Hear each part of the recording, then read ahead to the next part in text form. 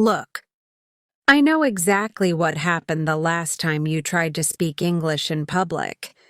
You were standing there. You knew exactly what you wanted to say in your head. The sentence was perfect. But the moment someone looked at you and waited for you to speak, your throat went dry, your heart started racing, your brain completely froze, and that perfect sentence vanished. So what did you do? You smiled, nodded, said something short like, "Yes, okay," and walked away.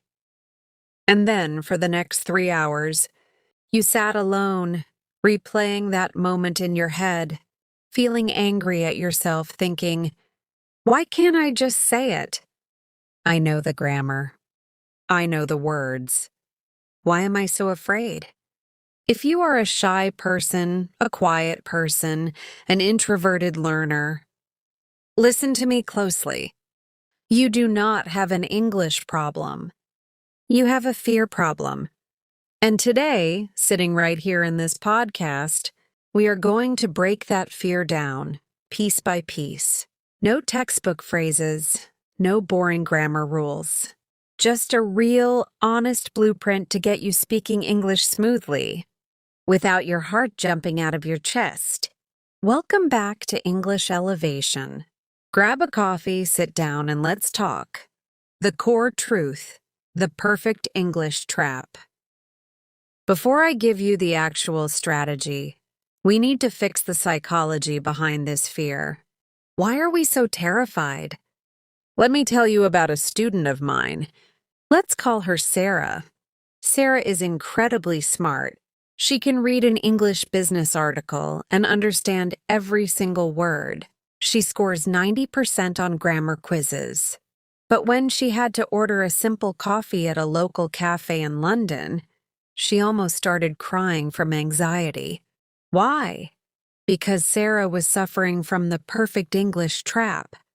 As shy people, we hate making mistakes in front of others. We think that if our pronunciation isn't 100% native, or if we use the wrong tense, people will judge us. We think they're looking at us saying, wow, their English is terrible. But here is the real-life truth. Nobody cares. Think about it in your native language. When a foreigner comes to your country and tries to speak your language, and they make a small mistake, do you laugh at them? Do you think they are stupid? No. You think, wow, that's great. They are trying to communicate with me. You focus on understanding them, not correcting them. When you speak English, people are just trying to connect with you. Language is not an exam. It's a bridge.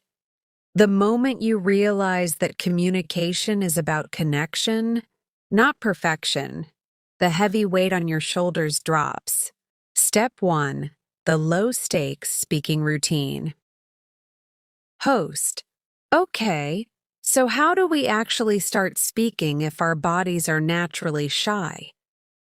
If I tell you today, just go outside and talk to 50 strangers, you will delete this video and never watch me again. That doesn't work for introverts. We need to build your confidence safely.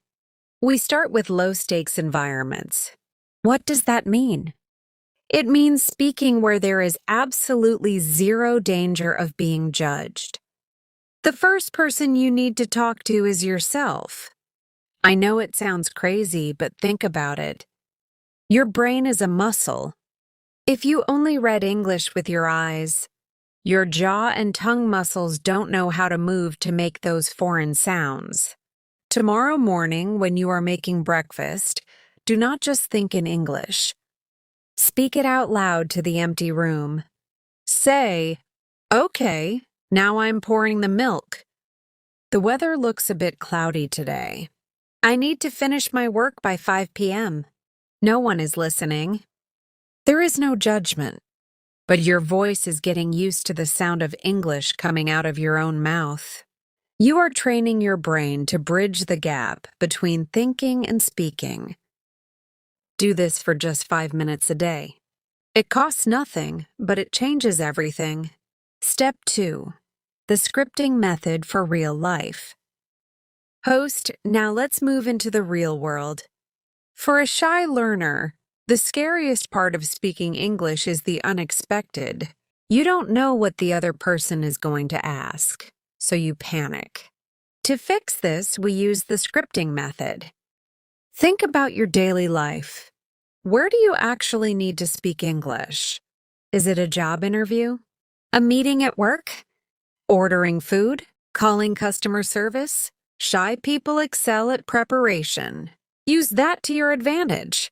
If you know you have to go to a meeting tomorrow, do not try to create sentences on the spot. Sit down tonight with a pen and paper. Write out the exact scenarios. Scenario A.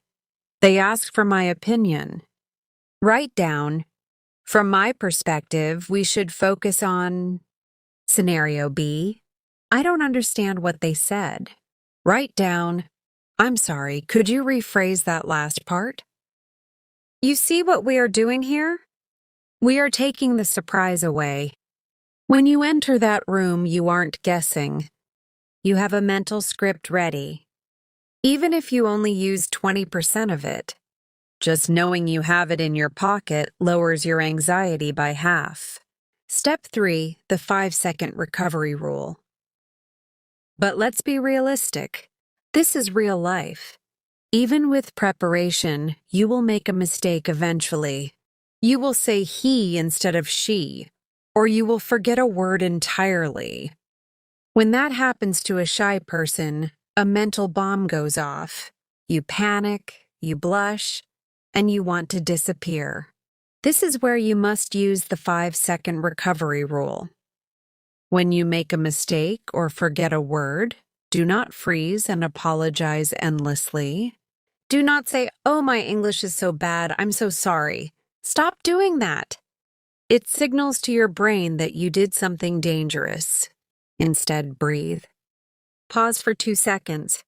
Smile and use simple filler language to buy time. Real humans use fillers all the time. Native speakers do it constantly. Say things like, let me think about how to say this. What's the word I'm looking for? Ah, yes. Let me try that again. When you use these phrases, you sound more human, more natural, and it gives your brain a moment to calm down and reset. A mistake isn't the end of the conversation. It's just a tiny speed bump. You pass it and you keep driving. The wrap-up. A personal message to you. As we wrap up today's episode, I want to tell you something from the bottom of my heart. Being shy is not a weakness. Introverts are some of the best listeners, thinkers, and deep communicators in the world. You do not need to become a loud, extroverted, overly talkative person to be fluent in English. You just need to be you, with a little bit more courage. Stop waiting for the day your fear completely disappears before you start speaking. Fear doesn't vanish like magic. You face the fear. You speak while your hands are shaking. You survive the conversation, and that is how the fear dies. Start small. Speak to yourself tomorrow morning.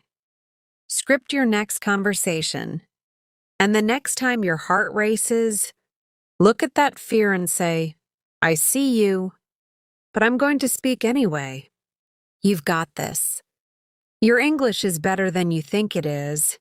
If this podcast helped you feel a little lighter today, hit that subscribe button. Leave a comment telling me about a time you overcame your speaking anxiety. And share this with one friend who needs to hear it. Thank you for listening to English Elevation. Keep learning, keep growing, and I'll see you in the next episode.